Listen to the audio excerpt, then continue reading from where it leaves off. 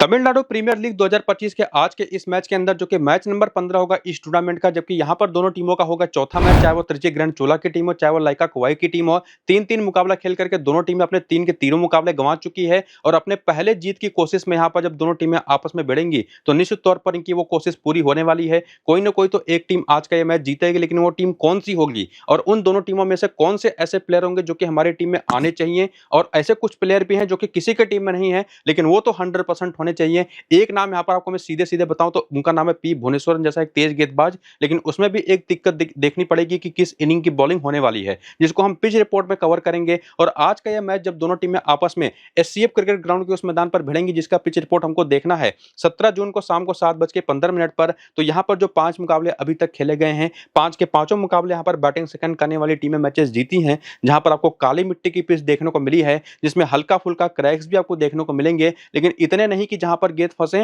लेकिन निश्चित तौर पर इतने हैं जो कि गेंद के पुराने होने के साथ-साथ और जब 20 ओवर पूरे हो जाएंगे या जैसे-जैसे मैच आगे बढ़ेगा, वहां पर जो एक इफेक्ट आता है, पहली इनिंग की बैटिंग में तो निश्चित तौर पर दिन भर धूप पड़ी होती है, तो उसकी वजह से जो बॉलिंग होती है, टीम बॉलिंग करने वाली टीम होती है, उनको ये जो हेल्प मिलती है कि सामने के जो बैटर्स हैं जब वो शॉट्स खेलने जाएंगे तो थोड़ी बहुत जो गेंद फंस करके बल्ले पर आएगी उसकी मदद से उनको विकेट निकालने के चांसेस काफी अच्छे क्रिएट होते हैं। लेकिन सेकंड इनिंग की बैटिंग में यहां पर ये होता है कि जो कि साउथ इंडिया के की मैचेस ही खेले जा रहे हैं, टेम्परेचर वहां पर ड्रॉप होता है शाम के टाइम पर, तो जो एयर में हल्का फुल्का मॉइस्चर होता है वो जो पिच पर जाता है तो निश्चित तौर पर वहां पर एक सीन क्रिएट होता है। और सीन, और सीन का मतलब वो वाला सीन नहीं जो आप समझ पा रहे होंगे, SHEEN वाला सीन, जहां पर चमक पिच में यहां पर उत्पन्न होती है और उसकी वजह से जो होती है पिच ना वो और अच्छी बाइंड हो जाती है और स्किड करती है गेंद वहां पर, और उस स्किडी नेचर की वजह से बल्ले पर जो गेंद अच्छी तरह से आती है, इतना बढ़िया बैटिंग पिच वो बन जाती है मैच के आगे बढ़ने के साथ साथ कि वही काली मिट्टी की पिच जो पहली इनिंग में बैटिंग करने वाली टीम को परेशान कर रही थी,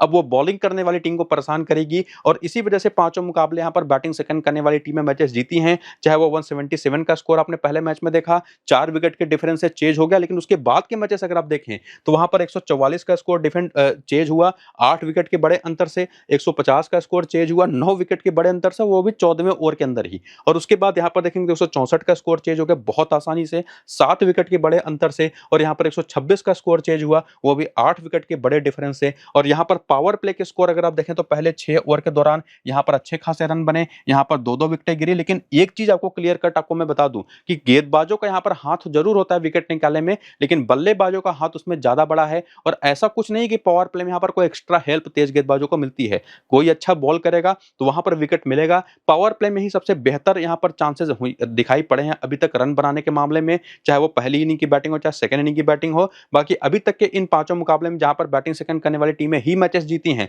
और उसका रिजल्ट आप देखेंगे ना, जो स्पिन को 22 और पेस को 28 विकेटें मिली हैं, वहां पर 16 विकेटें 22 में से पहली इनिंग में स्पिन को और 21 विकेटें 28 में से पहली इनिंग में पेस को ही मिल गई हैं लगभग सारी विकेटें। और सेकंड इनिंग में तो मिला करके केवल 13 विकेटें अभी तक मिली है 6 मैचेस में, और यही चीज क्लियर हो जाता है यहीं पर कि क्यों सेकंड इनिंग में बैटिंग करना कोई टीम यहां पर प्रेफर करेगी। बाकी ये देखना भी जरूरी होगा कि जिस पिच पर आज का मैच होगा उस पर एक्चुअली कितने मैचेस हो चुके हैं, हो तो कुल टोटल 5 मैचेस चुके हैं, लेकिन 1-2 पिचेस यहां पर होती हैं अलग अलग, तो वहां पर देखना पड़ेगा कि कितनी ज्यादा यूज हो चुकी है वो पिच और क्या ऐसा ही नेचर है जैसा आपको मैंने अभी डिस्क्राइब किया। उसका अपडेट आपको मैं टेलीग्राम और व्हाट्सएप पर टॉस के बाद पिच रिपोर्ट में कर दूंगा। बाकी फाइनल टीम भी अपने टेलीग्राम और व्हाट्सएप चैनल पर दूंगा, तो दोनों को जाकर के ज्वाइन करके रखिए। लिंक इनका इसी वीडियो के डिस्क्रिप्शन में और कमेंट बॉक्स में जो पिन किया हुआ कमेंट है उन दोनों जगहों पर देखने को मिल जाएगा। तो जाइए सिंपली लिंक्स को क्लिक करिए डिस्क्रिप्शन और पिन कमेंट से, या दोनों में से किसी भी जगह पर, और टेलीग्राम और व्हाट्सएप को ज्वाइन करके रखिए जहां पर आपको टीम मिलेगी। फिलहाल यहां पर हम आ चुके हैं, यहां पर जो पहली टीम है त्रिची ग्रैंड चोलाज की, इनका प्लेइंग 11 और बैटिंग ऑर्डर आपके सामने, जहां पर जय सूर्य कुमार और एस सुजा आपको ओपन करते हुए दिखाई पड़ेंगे right hand left hand combination के साथ। उसके बाद वसीम अहमद है, जगदीशन कौशिक है, संजय यादव है left handed batter left arm orthodox bowler. उसके बाद यू मुकिलेस हैं, R Rajkumar, Zafar Jamal, P Sarona Kumar, N Selva Kumaran, Athisayaraj Davidson जो right hand medium fast bowler है, बाकी के ईश्वरन। और ये जो खिलाड़ी हैं इसमें बैटिंग ऑर्डर तो आप देख ही रहे हैं, लेकिन बॉलिंग कौन कौन करता दिखाई पड़ा है पिछले 2 मैच में खास करके, तो उसको अगर आप देखें तो पी सरोना ने पिछले मैच में 2 ओवर किए, उसके पहले वाले मैच में 3 ओवर किए, और किस किस ओवर में आकर के उस इनिंग के बॉलिंग करते दिखाई पड़े वो भी आप देख सकते हैं। तो वहां से आपको यह पता चलेगा कि इनके संजय यादव, साथ ही साथ के ईश्वरन और अत्सियारा डेविडसन इनके 3 मेन बॉलर हैं जो कि लगभग 4 ओवर की बॉलिंग पूरी करके दे देंगे। तो 12 ओवर 11 से 12 ओवर तो इन्हीं 3 तेज गेंदबाजों के पास जाएंगे या स्पिन गेंदबाज के बाद। उसके बाद यू मुकिलेस हैं, उसके बाद आर राजकुमार है जो कि इनसे इनके बाद सेकंड बॉलिंग ऑप्शन के तौर पर, यानी कि उनसे ज्यादा जो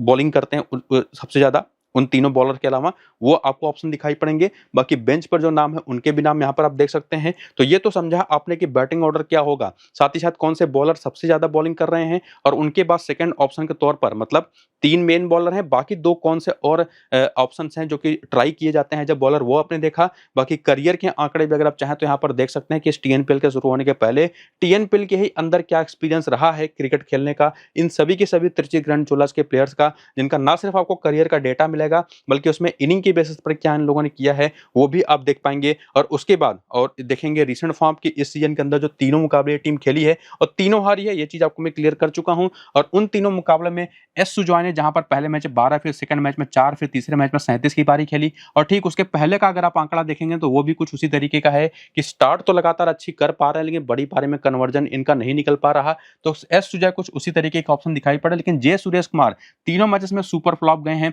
उसके पहले भी कुछ खास अच्छे फॉर्म में थे नहीं। वसीम अहमद बल्कि इन तीनों में अगर आप देखेंगे ना तो काफी हद तक एस सुजॉय जैसा ही फॉर्म इन्होंने दिखाया, जहां पर पहला मैच तो अच्छा गया, अगले दोनों मैचेस उतने अच्छे गए नहीं, लेकिन उसके पहले का भी फॉर्म अगर आप देखेंगे तो लगभग उसी तरीके से यानी कि एस सुजय का ही फॉर्म दिखाई पड़ा। तो निश्चित तौर पर ये जो टॉप के 3 खिलाड़ी हैं ये तीनों के तीनों एक तरह के डिफरेंशियल ऑप्शन ही होंगे। हालांकि अगर आप इस पर सिलेक्शन परसेंटेज पर जाएंगे ना किसी भी फैंटेसी ऐप पर तो वसीम अहमद सबसे मेन प्लेयर है जिनको लगभग सभी लोगों ने टीम में पिक किया है। और निश्चित तौर पर जिस तरह की बैटिंग ऑर्डर है उसमें कोई सेफ ऑप्शन है भी तो वसीम अहमद ही है, क्योंकि पहला विकेट अगर गिरा तो या करके संभाल करके खेल सकते हैं। हालांकि अगर आप चाहें तो इनके जहां पर जे सुरेश कुमार को भी और एस सुजय को भी अगर आप पिक कर देना तो वो थोड़ा सा रिस्क तो रहेगा, लेकिन ऐसा नहीं है कि उसमें कोई इतना बड़ा रिस्क है कि आप मैच हार ही जाएंगे। तो आप ये चीज कर सकते हैं कि टॉप 3 में से कोई भी एक बैटर अपनी टीम में लेके जा सकते हो, तीनों के तीनों एबल हैं। इसके बाद आते हैं जगदीशन कौशिक, जिन्होंने एक बार सेकंड इनिंग की बैटिंग की तो 62 रन की पारी खेली, 2 बार जब पहली इनिंग की बैटिंग खेली तो वहां पर फ्लॉप हो गए। हालांकि उसके पहले भी बड़े अच्छे फॉर्म में रहे हैं, लेकिन ये जो पैटर्न देखने को मिला है कि सेकंड इनिंग की बैटिंग में ज्यादा कामयाबी इनको मिली है। स्टिल यहां पर ये चीज आपको बिल्कुल नहीं करनी है कि इनको केवल सेकंड इनिंग की ही बैटिंग में पिक करें। एक्चुअली आप इनको दोनों जगहों पर पिक कर सकते हैं और इनके साथ एक प्लस पॉइंट होता है कि अगर इनसे बॉलिंग करा दिया गया तो वहां पर एक काफी अच्छा यूज लेकर के आते हैं। इसके बाद आते हैं संजय यादव, इनको लेकर के कोई डाउट है नहीं, फॉर्म भी अच्छा दिखाया इन्होंने, 60 नाबाद की पारी खेली, पिछले वाले मैच में 1 विकेट लिया, बाकी 11 रन कोई विकेट नहीं और 8 रन, यानी कि पहला 2 मैच इनका अच्छा नहीं गया था। बाकी यू मुकेलेश, जिन्होंने पहले ही मैच में 3 विकेट लिया, दूसरे मैच में 1 विकेट लिया, लेकिन पिछले मैच में विकेट मिला नहीं, बल्ले से थोड़ा सा बेहतर खेलते दिखाई पड़े और जो यूटिलिटी इस टीम के अंदर इनकी है उसकी बेसिस पर ये भी थर्ड बेस्ट ऑप्शन बनते हैं इस टीम की तरफ से, जिनको आपको अपनी टीम में रखना ही रखना है। इसके बाद आर राजकुमार, जिन्होंने पिछले मैच में 3 ओवर किए, विकेट नहीं मिला, पहले मैच में भी बॉलिंग करी थी, विकेट नहीं मिला था, लेकिन बल्ले से 30 और 59 की 2 पारी खेली, पिछले मैच में खाता खुला नहीं, लेकिन जो बॉलिंग की इनकी यूटिलिटी है उसकी बेसिस पर ये तीसरे चौथे बेस्ट ऑप्शन बन जाता है। लेकिन ध्यान रखिएगा कब, अगर इस टीम की पहली इनिंग की बॉलिंग है, जो कि एक राइटर मीडियम फास्ट बॉलर हैं, बॉलिंग करेंगे अगर पहली इनिंग में, यानी कि इनके टीम की अगर पहली इनिंग की बॉलिंग है तो ही इनको लेकर के जाना है, ये चीज आपने क्लियर कर लिया। इसके बाद पी सरन्ना कुमार है, एन सेल्वा कुमारन है, इन दोनों के परफॉर्मेंसेस देखें तो बिल्कुल सिमिलर है, 3-3 मैचेस में 1-1 विकेट है। सीआर डेविडसन के भी 3 मैच में 3 विकेट हैं, लेकिन वो जो तीनों विकेटें आई हैं एक ही मैच में आई हैं और जब पहली इनिंग की बॉलिंग मिली है तब आई है। तो वहां पर ये भी एक कोई उसी तरीके का ऑप्शन का, अगर पहली इनिंग की बॉलिंग है तो आप इनको पिक करिए। बाकी के ईश्वरन इनके एक ऐसे बॉलर रहे हैं जिनको चाहे पहली इनिंग में बॉलिंग मिली तब भी बढ़िया बॉलिंग करी, इवन सेकंड इनिंग में और बेहतर बॉलिंग करी है, तो ये इनके सबसे बेहतर चौथे ऐसे ऑप्शन होंगे जिनको सीधे अपनी टीम में आप लेके जा सकते हैं, जो उसके पहले भी काफी अच्छे फॉर्म में रहे थे। बाकी एम गणेश मूर्ति पहला मैच खेले थे तब इन्होंने 1 विकेट लिया था, उसके बाद ये खेले नहीं, तो हो सकता है कि सेल्वा कुमारन की जहां पर इनको मौका मिले, और अगर मौका मिलता है तो ये भी एक अच्छा ऑप्शन है, खास करके पहली इनिंग की बॉलिंग में। और बाकी जो बेंच पर प्लेयर उसमें एंथनी दास का एक नाम है जो बहुत ही शानदार हो सकते हैं अगर मौका मिलता है तो, अगर बॉलिंग भी करते हैं तो, जो कि जरूरी नहीं है कि बॉलिंग करें, लेकिन फिलहाल जो इनका प्लेइंग 11 और बैटिंग ऑर्डर दिखाई पड़ा है स्क्वाड, उसमें जो प्लेयर अभी तक जैसा फॉर्म दिखाई करते मतलब परफॉर्मेंस करते दिखाई पड़े हैं, उसमें के ईश्वरन, यू मुकेलेश, संजय यादव और जे कौशिक यानी कि जगदीशन कौशिक, ये 4 ऐसे नाम है जिनको लेकर के कोई दिमाग में आपको डाउट रखना है नहीं। बाकी टॉप ऑर्डर के जो 3 बैटर्स उसमें से कोई भी एक प्लेयर आप पिक कर सकते हैं अपने हिसाब से, जिसमें सबसे सेफ होंगे Wasim Ahmed, second best option होंगे एस सुजय और थर्ड सबसे रिस्की ऑप्शन होंगे जे सुरेश कुमार। तो तीनों में से आप किसी को भी लेके जा सकते हैं, और बाकी 4 प्लेयर किसको लेना है तो आपको बता दिया, और 2 और ऑप्शन हैं जिनको आप कंडीशनली अपने टीम में लेकर के आ सकते हैं। ये चीज तो आपको मैंने क्लियर कर दी कि कैसे फॉर्म में ये टीम है, कब किस प्लेयर को लेकर के जाना है, लेकिन उसी में हेड टू हेड के आंकड़े भी देखें तो यहां पर आपको क्या दिखाई पड़ेगा कि एस सुजय ने इस वाली टीम यानी कि लाइका के खिलाफ 2 मैच में 43 रन बनाए हैं, जे सुरेश कुमार इस टीम के खिलाफ खेले नहीं है, वसीम अहमद ने 1 मैच में 17 रन बनाए हैं। तो टॉप 3 में से एक बार फिर से सुजय का नाम आ जाता है जिनको अपनी टीम में आप लेके जा सकते हैं आंकड़ों के बेसिस पर। जगदीशन कौशिक के नंबर इस टीम के खिलाफ बहुत जबरदस्त है, 9 मैच 245 रन और 5 विकेटें भी हैं। बाकी संजय यादव के आंकड़े चाहे जैसे हों, इनको आप इग्नोर कर नहीं सकते। यू मुकेलेस के आंकड़े उतने बेहतर है नहीं, लेकिन स्टिल एक अच्छे ऑप्शन रहेंगे इस टीम की तरफ से।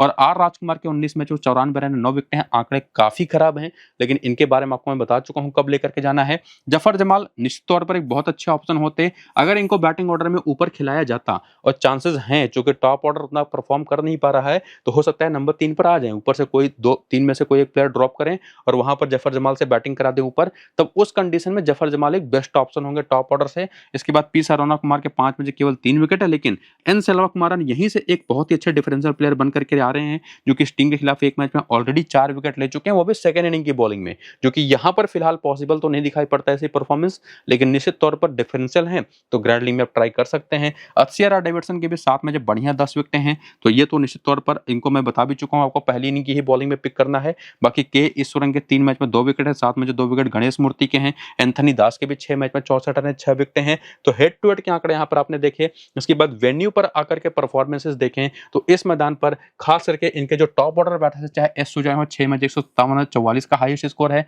बढ़िया परफॉर्मेंस है, 26 का बैटिंग एवरेज है। जे सुरेश कुमार के भी 8 मैच 167 रन 24 का एवरेज है। वहीं पर वसीम अहमद के 3 मैच में 99 रन है, 90 का हाईएस्ट स्कोर है। तो एक बार फिर से अगर आप आंकड़ों पर जाएं तो वही सबसे सेफ ऑप्शन आपको यहाँ पर वसीम अहमद ही दिखाई पड़ते हैं। सेकंड बेस्ट ऑप्शन यहाँ पर आपके लिए एस सुजॉय है, और थर्ड सबसे रिस्की जो ऑप्शन होंगे टॉप ऑर्डर में से वो जे सुरेश कुमार है, लेकिन उसी में जफर जमाल अगर आ जाते हैं टॉप 3 में तो ये भी एक सबसे बेस्ट ऑप्शन हो जाएंगे तब उस कंडीशन में। लेकिन संजय यादव के, जगदीशन कौशिक के आंकड़े आप देख लीजिए, यू मुकेलेस के आंकड़े देख लीजिए, 7 में 154 रन कोई विकेट नहीं। बाकी एन सेल्वा कुमारम, प्रसन्ना कुमार,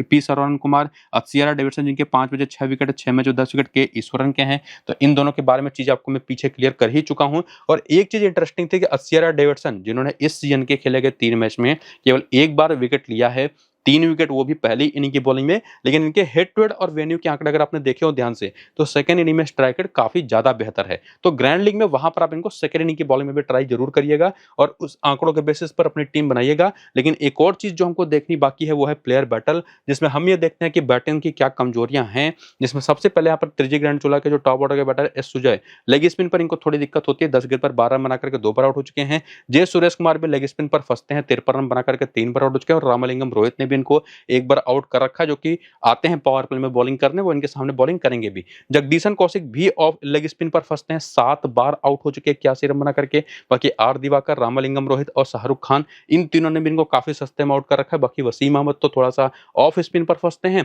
बाकी पी भुवनेश्वरन और शाहरुख खान पर भी सस्ते में आउट हुए हैं। शाहरुख खान खुद एक ऑफ स्पिन बॉलर हैं। इसके बाद संजय यादव भी शाहरुख खान पर आउट हो चुके हैं, 12 गेंद पर 7 रन बना करके एक बार। आर राजकुमार, रामलिंगम रोहित पर एक बार आउट हो चुके हैं, तो रामलिंगम रोहित भी एक तगड़े डिफरेंशियल निकल करके आ रहे हैं। लेफ्ट आर्म ऑर्थोडॉक्स पर 10 बार फंस चुके हैं ये, वो भी केवल 101 गेंदों पर। इसके साथ साथ जफर जमाल ये पी भुवनेश्वरन पर एक बार और लेफ्ट आर्म ऑर्थोडॉक्स बॉलिंग पर 4 बार आउट हो चुके हैं। और यू मुकेलेस भी लेफ्ट आर्म ऑर्थोडॉक्स बॉलिंग पर फंसते हैं। तो इस टीम की जो बैटिंग यूनिट है वो स्पिन और खास करके उसमें लेफ्ट आर्म ऑर्थोडॉक्स स्पिन और एक आध प्लेयर है जो ऑफ स्पिन पर, और स्पेसिफिकली इनका जो टॉप ऑर्डर है वो लेग स्पिन पर फंसता है, जिसमें रामलिंगम रोहित और पी भुवनेश्वरन 2 ऐसे बॉलिंग के नाम हैं जिनको लोग आज के इस मैच में टीम में लेकर के आने वाले हैं नहीं, लेकिन प्लेयर बैटल में वो काफी शानदार ऑप्शन दिखाई पड़ रहे हैं। और उसी वजह से ये देखने के लिए कि रामलिंगम रोहित की बात कर लें, पी भुवनेश्वरन की बात कर लें, जो इस टीम के अंदर है सामने वाली टीम के अंदर, और इन दोनों की अगर आप बॉलिंग के आंकड़े देखें तो रामलिंगम रोहित ने पिछले मैच में 2 ओवर किया, उसके पहले वाले मैच में 3 ओवर किया, विकेट किसी मैच में नहीं मिला। पी भुवनेश्वरन ने पहली बार पिछले वाले मैच में खेले 2 ही ओवर किया, 5वां और 9वां 1 विकेट भी लेकर के गए। तो ये तो आपने देख लिया कि कितने ओवर ये कर पा रहे हैं। लेकिन साथ ही साथ जो बाकी ऑप्शन है, जिसमें जथावेद सुब्रमण्यम का एक लेग स्पिनर नाम इनकी टीम के अंदर है, और ये चीज आपने पीछे देखी कि लेग स्पिन के खिलाफ सामने की टीम थोड़ी सी कमजोर है, तो ये एक बहुत तगड़े नाम दिखाई पड़ रहे हैं। मणिमारन सिद्धार्थ जो कि established left arm orthodox bowler हैं, इनका नाम, जो कि परफॉर्मेंस तो नहीं निकाल करके दे पा रहे हैं, बॉलिंग देखेंगे तो लगभग हर मैच में 4 ओवर की बॉलिंग कर रहे हैं, लेकिन विकेट नहीं मिल रहा। और जो जे सुब्रमण्यम है जो लेग स्पिनर हैं, इन्होंने भी पिछले मैच में 3 ओवर, उसके पहले वाले मैच में 4 ओवर किया। तो ये दोनों बहुत ही तगड़े डिफरेंशियल ऑप्शन बन सकते हैं। बाकी बैटिंग ऑर्डर में एस लोकेश्वर है, जितेंद्र कुमार है, बी सचिन है, आंद्रे सिद्धार्थ है, गुरु राघवेंद्र है, शाहरुख खान है, ये तो नाम आप देख ही पा रहे होंगे, बेंच आप देख पा रहे होंगे। बाकी बॉलर्स कौन से कितने ओवर की बॉलिंग कर रहे हैं ये भी समझ पा रहे होंगे। इसके साथ साथ करियर के आंकड़े देखने हो तो वो भी यहाँ पर आप देख लीजिए, इसको मैं रिपीट नहीं करूंगा, इसको वीडियो को रोक करके आप यहाँ पर देख सकते हैं। ये इस TNPL 2025 के सीजन के शुरू होने के पहले के आंकड़े हैं, लेकिन इस सीजन के अंदर के आंकड़े निकल करके आए हैं वो रिसेंट फॉर्म में आप यहाँ पर देखेंगे। और ये टीम भी तीनों मैचेस खेल करके तीनों हार चुके हैं, जो कि आपको पता ही है, जिसमें लोकेश्वर ने 9, 20 और 15 की 3 पारियां खेली और तीनों मैच में इंटरेस्टिंगली ये टीम पहले बैटिंग ही करती दिखाई पड़ी है। तो इनकी थोड़ी सी लक भी खराब रही है टॉस के मामले में, और उसमें तीनों मैच में टीम हारी। बाकी जितेंद्र कुमार ने 42, 17 और 10 रन की पारी खेली, और उसके साथ साथ बालचंद्र सचिन ने पहले मैच में 51, फिर 15, फिर 0 की पारी खेली। तो टॉप 3 में से यही 2 प्लेयर वो ज्यादा बेहतर दिखाई पड़ते हैं। बाकी अंतरे सिद्धार्थ एक बड़ा नाम बन चुके हैं, ये सीएसके की टीम में भी थे, लेकिन अभी तक की जो 3 पारियां इन्होंने खेली है ना, 25, 20 और 26 की, काफी धीमी पारियां रही हैं। रन बनाने पर इन्होंने जोर दिया, स्ट्राइक रेट पर जोर दिया नहीं। लेकिन अगर आप चाहें तो ट्राई करिएगा, फिलहाल ये एक रिस्की ऑप्शन होंगे। बाकी गुरु राघवेंद्र ने भी पिछले वाले में 25 रन बनाए। बाकी शाहरुख खान को लेकर के कोई डाउट है नहीं, रन इनसे बने ना बने, विकेट निकले ना निकले, ये तो कप्तान के रूप में भी सबसे बेस्ट ऑप्शन है। इसके बाद केटी माधव प्रसाद, जो कि राइट हैंडेड बैटर है, लोअर ऑर्डर में स्मॉल लीग के लिए उतने बेहतर ऑप्शन है नहीं। मणिमारन सिद्धार्थ अभी तक तीनों मैच में विकेट लेस गए हैं, लेकिन स्टिल आज के इस मैच के लिए बहुत ही इंटरेस्टिंग नाम है। इसके बाद रामलिंगम रोहित के 3 मैच में 1 ही विकेट है, पी भुवनेश्वरन के 2 मैच में 1 विकेट है, और ये दोनों के दोनों तगड़े डिफरेंशियल बॉलिंग ऑप्शन बनेंगे। बाकी पी विद्युत 1 मैच खेला, विकेट मिला नहीं। बाकी जे सुब्रमण्यम, जो कि इनके लेग स्पिन बॉलर हैं, इनके भी 3 मैच में केवल 1 ही विकेट है। तो ये बात जो कि आप देख पा रहे ना कि इनके जो बॉलर्स हैं विकेट बिल्कुल नहीं निकाल पा रहे, लेकिन अभी तक के तीनों मैच में इनके साथ दिक्कत ये रही है, चाहे वो कोयम्बटूर में मैचेस हुए हों, चाहे यहाँ पर, जिसमें ये चीज देखने को मिला कि सेकंड इनिंग में बॉलर्स के लिए कुछ बनता नहीं, लेकिन इनको सेकंड इनिंग में ही बॉलिंग करनी पड़ी है। तो ये टीम है नहीं कमजोर एक्चुअली, लेकिन इनकी कमजोरी किस्मत इनकी रही है, जो कि इनको पहले बैटिंग और सेकंड बॉलिंग कराती गई है। हाँ, उसमें इन्होंने निश्चित तौर पर संघर्ष किया नहीं, मैच जीत नहीं पाए तीनों मुकाबले में, लेकिन अगर आज निश्चित तौर पर पहले बॉलिंग मिल जाती तो इस टीम के बॉलर्स भी बहुत इंपॉर्टेंट हो जाएंगे। क्योंकि अगर आप हेड टू हेड के आंकड़े देखें ना, तो पी भुवनेश्वरन और रामलिंगम रोहित की मैं बात कर ही रहा था, दोनों के दोनों इस टीम के खिलाफ काफी तगड़ी बॉलिंग कर चुके हैं ऑलरेडी, और इवन भुवनेश्वरन ने तो एक ही मैच में 4 विकेट ले रखा है। इसके साथ साथ एस लोकेश्वर के 3 मैच में 81 रन, आंकड़े ठीक ठाक हैं। इसके बाद जितेंद्र कुमार चले नहीं, बाकी तीनों प्लेयर हेड टू हेड में खेले नहीं, लेकिन शाहरुख खान के आंकड़े आप देख सकते हैं जो कि एवरेज हैं, लेकिन फिर भी कप्तान है, बस कप्तान के रूप में तो बनेंगे ही। मणिमारन सिद्धार्थ के 7 मैच में 6 विकेटें हैं, और जे सुब्रमण्यम जो कि एक डिफरेंशियल ऑप्शन होंगे, हालांकि एक मैच में कोई विकेट है नहीं, ये भी एक तगड़े नाम बन सकते हैं। और उसके बाद वेन्यू के आंकड़े आकर के देखें कि इस एससीएफ क्रिकेट ग्राउंड के मैदान पर, जो कि सलेम के अंदर है, वहां पर प्लेयर्स की क्या परफॉर्मेंस है। तो यहां पर तो रामलिंगम रोहित नहीं चले हैं, 3 मैच में केवल 1 विकेट है, उसमें से 2 बार सेकंड इनिंग की बॉलिंग है जहां पर विकेट ही नहीं है, 1 बार पहली इनिंग की बॉलिंग है तो 1 विकेट है। तो इससे पता चलता है कि पहली इनिंग की बॉलिंग के लिए ही बेहतर है। लेकिन पी भुवनेश्वरन के यहाँ पर 5 मैच में 6 विकेट हैं, सेकंड इनिंग में भी यहाँ पर इन्होंने बढ़िया किया है, तो ये दोनों इनिंग्स के लिए बेस्ट होंगे मेरे हिसाब से। मणिमारन सिद्धार्थ को लेकर के भी मेरा वही प्रेडिक्शन होगा। शाहरुख खान को लेकर के कोई प्रेडिक्शन करने की जरूरत है नहीं, ये सीधे हमारी टीम में आएंगे। और उसके बाद टॉप ऑर्डर में अगर आप देखें ना, तो 2-3 जो बेस्ट नाम है, जिसमें एक तो है यहाँ पर बालचंद्र सचिन, इनके इस मैदान पर आंकड़े बहुत ही शानदार हैं। बाकी एस लोकेश्वर के आंकड़े भी बहुत ही अच्छे इस मैदान पर है, तो इनको भी आप ट्राई कर सकते हैं। इनके यहाँ पर जितेंद्र कुमार भी है जिनको आप ट्राई कर सकते हैं, या एकदम सेफ खेलना चाहते हैं तो आप अंद्रे सिद्धार्थ के साथ जाइए, ये छठे प्लेयर के ऑप्शन के रूप में। तो फिलहाल ये तो चीज देखनी है कि टॉस कौन सी टीम जीतेगी, किस टीम की पहले बैटिंग या पहले बॉलिंग आएगी, चीजें उस पर भी डिपेंड करेंगी। लेकिन उसको हम आगे बढ़ाएं बात को, उसके पहले आप थोड़ा सा प्लेयर बैटल भी देख लीजिए कि यहाँ पर एस लोकेश्वर, पी सुरेंद्र कुमार की 4 गेंद पर 1 रन बना करके एक बार, के ईश्वरन की 15 गेंद पर 23 रन बना करके आउट हो चुके हैं। जितेंद्र कुमार सिंह जिनके लेफ्ट आर्म ऑर्थोडॉक्स पर एक बार आउट हो चुके हैं। अंद्रे सिद्धार्थ सेल्वा कुमारन जो कि एक लेफ्ट आर्म ऑर्थोडॉक्स बॉलर हैं और already left arm Orthodox bowling पर आउट होते रहे हैं। बाकी बालचंद्र सचिन का कोई डेटा आपको स्पेसिफिक मिलेगा नहीं प्लेयर बैटल का, मिलेगा तो शाहरुख खान का जो कि गणेश मूर्ति पर एक बार आउट हो चुके हैं, और केटी माधव प्रसाद का, या बाकी जो बैटर हैं जी राघवेंद्रन, इनका कोई डेटा आपको प्लेयर बैटल का मिलेगा नहीं। लेकिन ये चीज तो पक्की है कि टॉस ही डिसाइड करेगा कि किस टीम के ऊपर ये मैच, किस टीम को ये फेवर करेगा मैच, कौन सी टीम जीतने वाली है, वो तो हमको टॉस की बात पता चलेगा। लेकिन फिलहाल जो हमको पता है ना, वो शाहरुख खान और संजय यादव ही 2 सबसे बेस्ट और कॉमन कप्तान है, बस कप्तान के ऑप्शन है। इनके अलावा तो मैं भी आपको सजेस्ट किसी को करूंगा नहीं। लेकिन ग्रैंड लीग की टीमें बना रहे हैं तो यू मुकिलियस को, बालचंद्र सेन को, जगदीशन कौशिक को आप ट्राई कर सकते हैं, और इवन पी भुवनेश्वरन को भी एक और ऑप्शन है जो ग्रैंड लीग के कप्तान है, उस कप्तान के ऑप्शन बनेंगे। बाकी ये टीम आप फिलहाल के लिए बना करके सेव कर सकते हैं। फाइनल टीम आपको मैं टेलीग्राम और व्हाट्सएप चैनल पर दूंगा, जिसका लिंक आपको मैंने इसी वीडियो के डिस्क्रिप्शन में और कमेंट बॉक्स में जो पिन किया हुआ कमेंट है वहां पर ऑलरेडी दे रखा है। तो जाइए लिंक्स को क्लिक करके टेलीग्राम और व्हाट्सएप को ज्वाइन कर लीजिए। ये टीम फिलहाल के लिए बना करके सेव करिए, और सबसे जरूरी है बाकी कुछ करिए ना करिए, वीडियो शुरू से अंत तक पूरा देखिए, क्लैरिटी वहीं से आपको मिल जाएगी। फिलहाल ये वीडियो यहाँ पर होता है खत्म, चलते हैं, नमस्कार।